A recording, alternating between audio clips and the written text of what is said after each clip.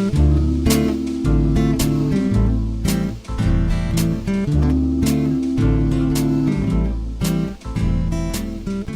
the New Arts and Media Studios in Milwaukee, I'm Charles Purcell. This is The Log. Well, you know, one of our favorite topics around here is work. What kind of work we should be doing, how much work we should be doing. Well, here's something for you. Listen to this one. The case for the 8-hour work week. Yeah, you heard that right. The 8-hour work week. Credit writer Shayla Love for this one. I'm looking at Vice.com. In 1929, British economist John Maynard Keynes gave a now famous lecture in which he predicted that later generations would work only 15 hours per week because of advanced technology. In 2000, MIT biophysicist and theoretical ecologist Eric Rausch said we could do even less than that. An average worker only needs to work 11 hours per week to get as much done as 40 hours in 1950. I would add to that list, I think it was 1970 when philosopher Bertrand Russell said something very similar. And it's something we love to talk about here on The Log. Because of automation, artificial intelligence, robotics, we just don't need to work. Let's continue here with writer Shayla Love. Of course, working so few hours isn't possible in the current system for income reasons, but also because of how our identity, status, and well-being tends to be wrapped up in our careers. When you go to a job, you meet people, socialize, and feel like you're contributing to society. Being unemployed is regularly associated with negative mental and physical health consequences. Of course, all of that is true, but it's exactly what we have to change. Okay, so first of all, we have to go for income reasons. Well, that's entirely because of an artificial man-made system that is just comically outdated. I have to go to a job because I need an income? That's exactly backwards. I should be going to a job because it needs to be done. In this weird world we've got now, we invent jobs and we have to continue this horrible runaway train of producing, inventing, creating out of whole cloth a demand for services and goods. We just simply don't need all the crap we're inventing. We're inventing reasons to work. So you need to toss out the income reasons. We just need a universal basic income. Everybody has what they need. Everybody's basic needs are met. Something else we repeated here many, many times, safe housing, nutritious food, basic safety, certainly healthcare, education, all the basics, everything a human needs, you ought to just have. Because, for no other reason, just because you're alive on this earth. We've got plenty. And a fraction of us have to work to get it created and distributed. So this whole income thing, we have to lose that reason. The identity, status, well-being. Again, complete and total invention. There's no reason we can't change that. Because as I've pointed out many times, without tying your work to a particular job that requires this financial system, there is plenty for people to do. Kids need to be taken care of. Elderly folks need to be taken care of. We all need to take care of each other. So please be very clear about this. When I say no one should have to work, no one should be tied to a job, I agree because of all the modern automation, robotics, AI, the rest of it. We're already at a spot where only a fraction of us need to do that kind of work. Don't be mistaken here. We still have plenty to do. And we all, each of us, ought to have plenty of satisfaction doing that. We were just talking the last couple days about childcare. What's wrong with having a ratio of 1-to-1? For every kid who needs care, there's an adult who spends much of their day taking care of that one kid. I mean, why not? Teacher-student ratios could be the same. You could have 2 and 3 teachers, 4, 5, or 6 teachers for every classroom. Why not? Let's just do things right here. Also, we talked the last couple days about thinking globally. Certainly in underdeveloped nations that really do need the kind of infrastructure and modernization that we enjoy here in the U.S. and in other so-called developed nations, there's all sorts of work to do to make the world a fairer place. So go do that work. It's not that there's nothing to do. There's plenty to do. But when we tie it to this weird financial system that requires bosses and hours and wages, it's all so outdated. It would be almost funny if it wasn't so tragically sad. Back to the article. We know that working too much is bad for you. But what's the minimum amount of work we should do to reap all the above rewards? And by above rewards, we're, again, identity, status, well-being that you get from a job. Well, a new study in social science and medicine found that we only need to work 8 hours a week total, less than one average 8.5-hour American workday, to get the psychological perks of working. After 8 hours, well-being plateaus. So the benefits you get from working, you only need 8 hours. After that, nope. It's like taking vitamin C. We all need a certain dose, but taking it more than necessary does not bring any additional health benefits, and taking overly large amounts can actually have a harmful effect, said Diego Camarade, first author and a sociologist at the University of Salford in England. At a certain point, overwork leads to burnout and negative mental health. Okay, so there's a very interesting twist. I never heard this. Apparently, this is new research, new information. Yeah, we do get benefits from work. I've never denied that. I've been the biggest enemy of jobs, but the biggest supporter of work. And apparently, we only need 8 hours to get the benefits. The researchers looked at how changes in the amount of hours people worked affected mental health over time, and asked at what point a person's well-being improved. Now, take into consideration, they're studying people within the system that already exists, of jobs, of employees, of bosses, of expectations of hours and wages and workplaces and home life. And I mean, there's this entire structure already established within which these people are being studied. So let's keep that in mind. For most, the shift to positive well-being took 1 to 8 hours of paid work, much less than the 2 to 3 days they expected to find. As we confront the fact that machines could make many jobs redundant, the authors suggested a new way to conceptualize our working future. There could be a redistribution of working hours, they wrote, so that people still have access to employment, but a dramatically reduced work week well beyond the calls for 4-day work weeks. Yeah, we've seen those headlines, 4-day work week. And we think that's radical. We only need an 8-hour work week. I love this. Researchers said that no one had yet asked what the minimum number of working hours was to achieve positive mental health, and it was a missing piece of evidence in the discussion about why it is we work so much, especially when anywhere between 9 and 47% of jobs in developed countries could be lost to automation. There you go. Up to half of all jobs are going to be replaced by automation. An important caveat to the study, however, is that it controlled for income. That means that the researchers' finding about well-being only applies if people who work 1 day a week make the same amount of money as someone who works more.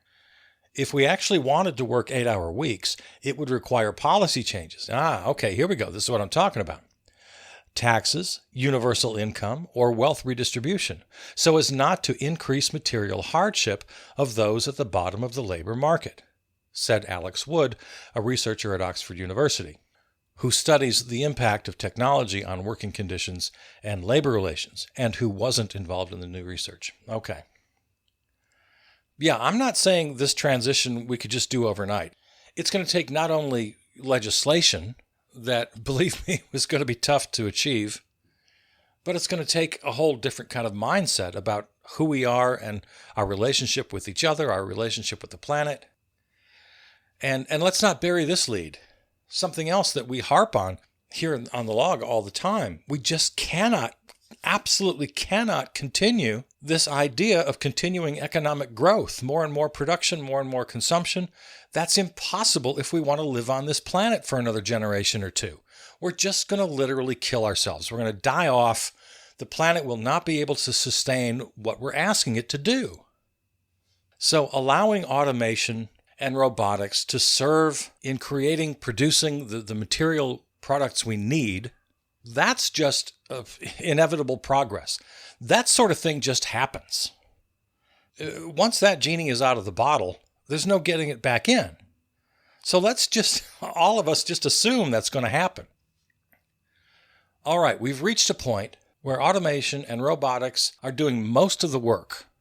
And add to that artificial intelligence, which is literally doing much of the brain work as well. I mean, the one example keeps popping up is all the work that law firms do. All those many, many hours, those billed hours as they call them, doing research and analysis that already today computers do much, much better than real life lawyers. And take that concept and spread it around the entire workforce, just everything you can imagine, everything we do. All the white-collar folks sitting down at computers doing all this thinking and analyzing. All of these people are already inferior to what computers can do. So, as I say, just assuming that's our future because you can't hold something like that back, all right, how do we respond? How do we react to that? Well, if you've got it in your head that every single person has to work 4 days a week or 5 days a week, they have to have bosses, there has to be this sort of human infrastructure, this system that we've all grown so used to. If you're unwilling to let go of any of that, well, then you're going to be in the position where you have to invent stupid jobs, and you have to keep inventing more and more dopey products that nobody needs. And you got to fly people into space for vacations. And you have to have vacation pods orbiting the Earth. You just got to have all this crap that nobody needs because you have to continue to serve profit. So is that the future we want? I mean, we already see it. It's already in front of us. It's already happening. I'd love to see somebody run the numbers on this. How many people are going to work every day for just no damn good reason at all? They're just producing crap that nobody needs.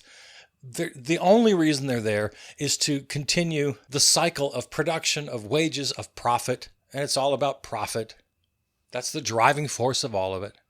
And with profit at the center, with profit being the driving force, that's why all that rest of the work I was talking about earlier never gets done, because nobody can figure out a way how to make money, how to make a profit. Get the whole rest of the world in so-called underdeveloped nations, get them fed properly, get them educated, get them the help they need. If there was profit in that, they would have figured out how to do it, believe me. Doing everything we possibly can to avert and reverse climate change. Doing everything possible to prevent the catastrophic damage and sickening loss of life from droughts and fires and monsoons and typhoons. And if somebody could figure out how to make a profit actually helping people, they'd do it.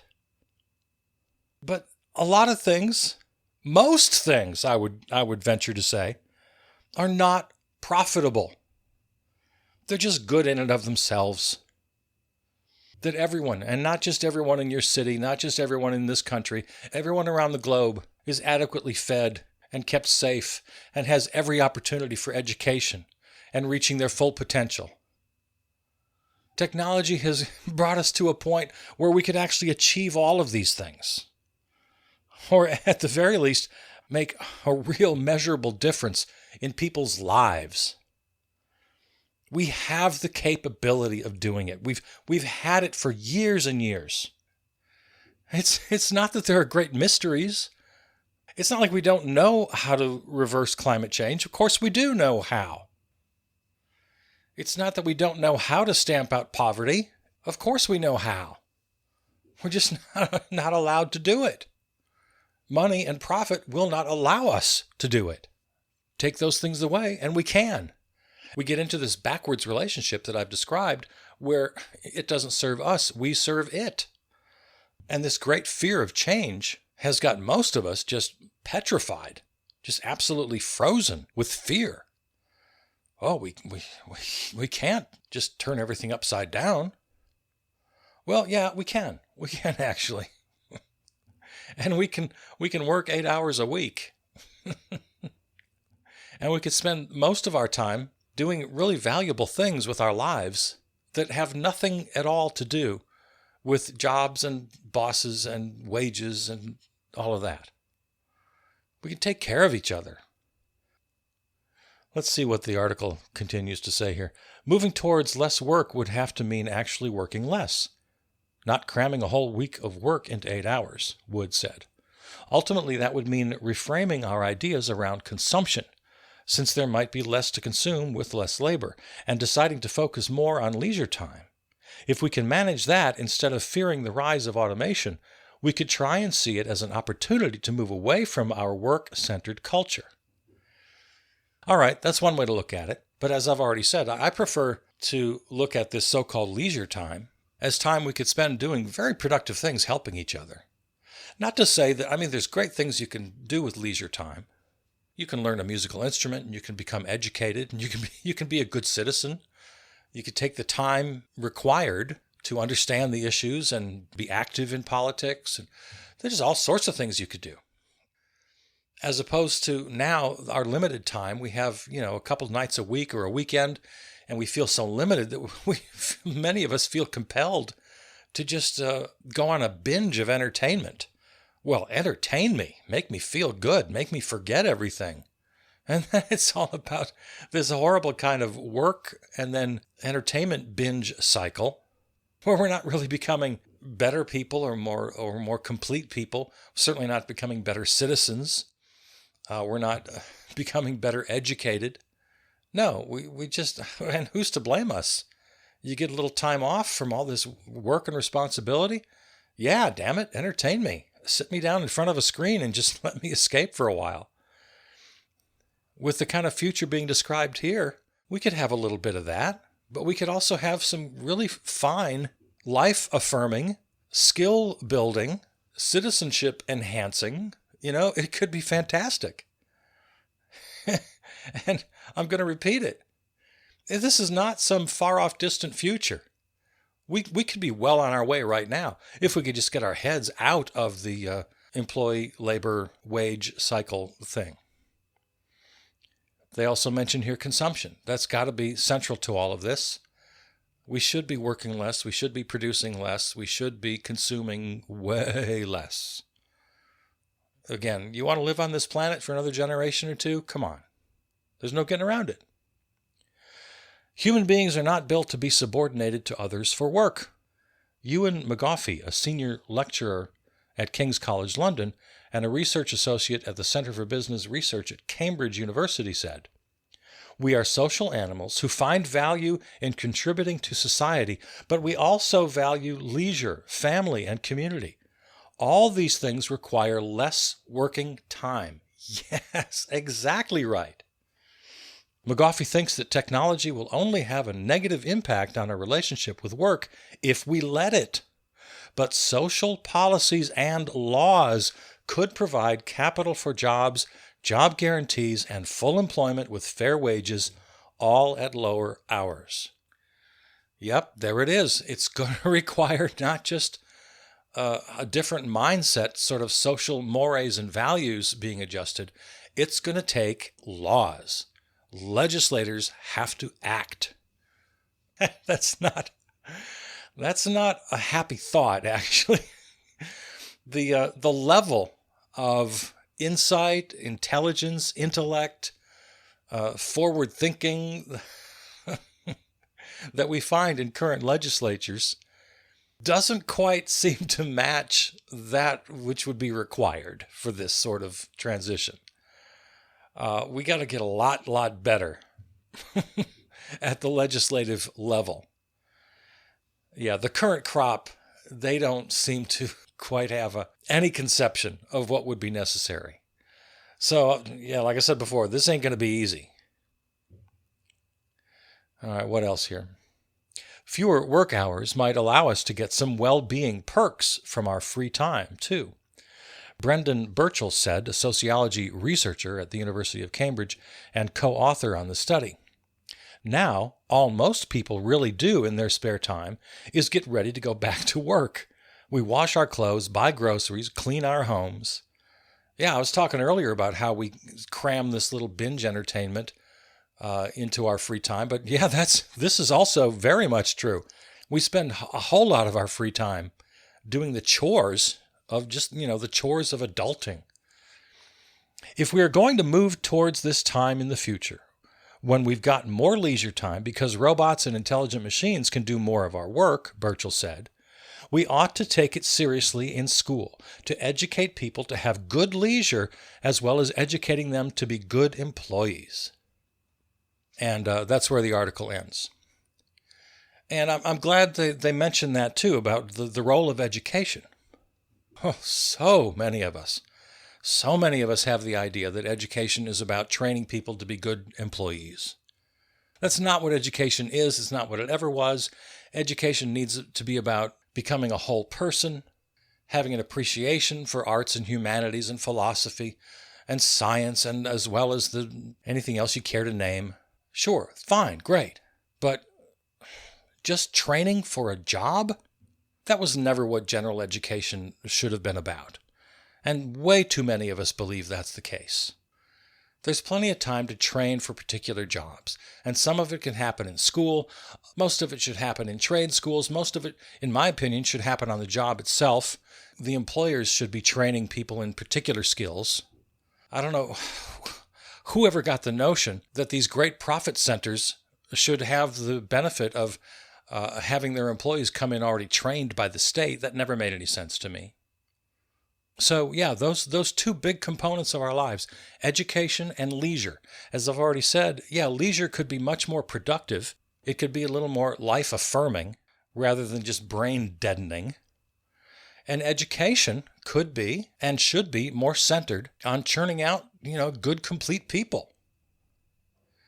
And then finally, to repeat what I said earlier, much of our so-called leisure time could be used working in the best sense of the word.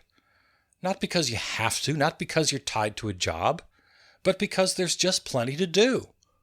Let's keep the earth clean. Let's keep each other healthy and educated. Let's take care of our kids. Let's take care of our elders. There's building up underdeveloped nations. There's just so much to do. There will always be plenty to do. Lots and lots of good things to do, if we just were free to do them.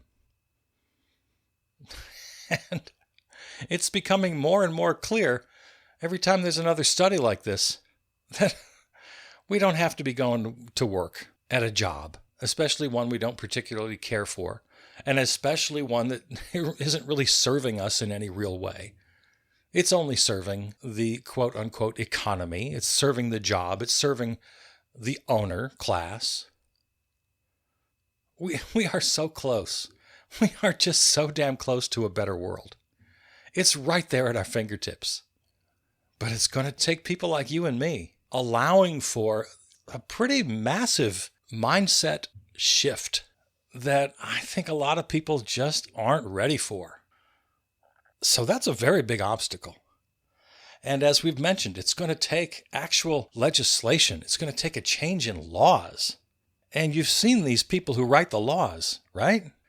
The people who propose bills and draft legislation and then have to form coalitions and vote and enact these laws. We've seen that process.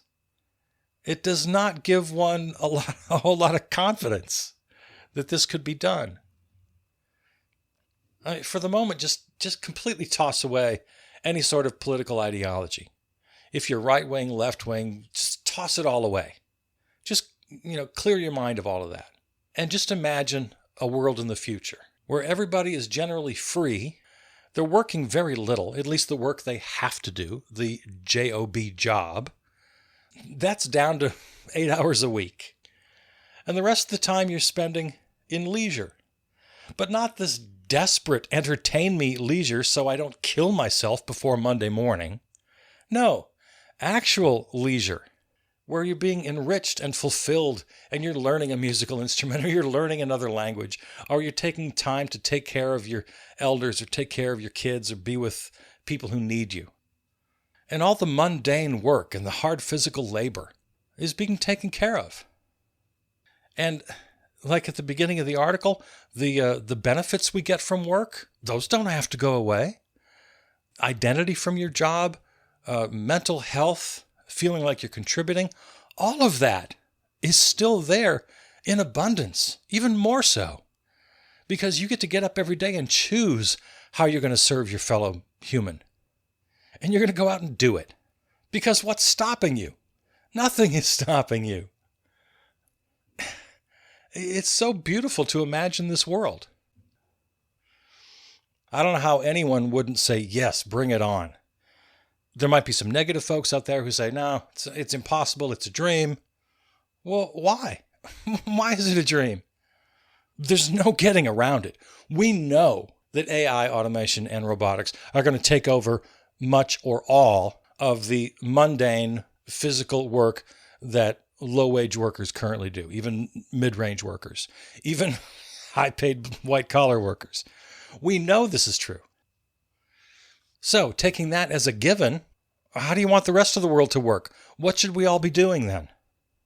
And it seems like our options are the what you may call a utopia I've described, or we continue to go to stupid jobs for 8 hours a day, 5 days a week, creating junk that nobody needs and continuing to destroy the planet. Those are the choices I see. That versus what we've described earlier. Tell me where I'm wrong. And tell me why we shouldn't be optimistic about this. Well, I'll tell you why. Because of what I said earlier. The people responsible for making the laws are just not up to it. We have to really, as we've talked about in previous episodes, we have to fix democracy. We've got to get democracy actually working to unleash the great potential, the power, the wisdom, the innovation of people who can really get this done. I often talk about how I'm just so amazed and grateful for the smart and creative people in this world. But most of them have their hands tied behind their back because they can't create what they're capable of creating unless they make it fit. It has to serve the owner class. It has to create profit, or it's not going to get done. We take away those restraints. We allow the smartest and the most creative and the most innovative among us to flourish outside of the limitations of profit, which, by the way, is the biggest myth of all. That capitalism, the free market, is somehow the great engine of creativity and innovation. It's exactly the opposite. It's exactly the opposite. Because if your great idea doesn't serve the owner class and profit, it's not going to happen. Take away profit. Take away the need to serve profit, and innovation will explode. Okay, so there you go. The future. I'm looking forward to it. I love you. I'm Charles Purcell.